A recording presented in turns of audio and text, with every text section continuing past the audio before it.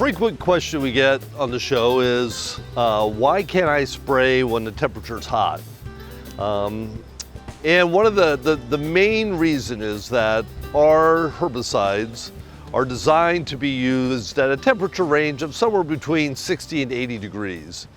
Once we get above 85 degrees, it becomes volatile. So that means it evaporates very quickly, unpredictably, uncontrollably. So it's really important to make sure that you read the label of the product that you're using, especially with herbicides, because again, as it becomes volatile, it can travel on a windy day and it may hit a non-target species, causing some problems. But also, even if you're using a herbicide or a fungicide, those labels have a lot of really good information that will tell you what the parameters are to do that application so that you're successful.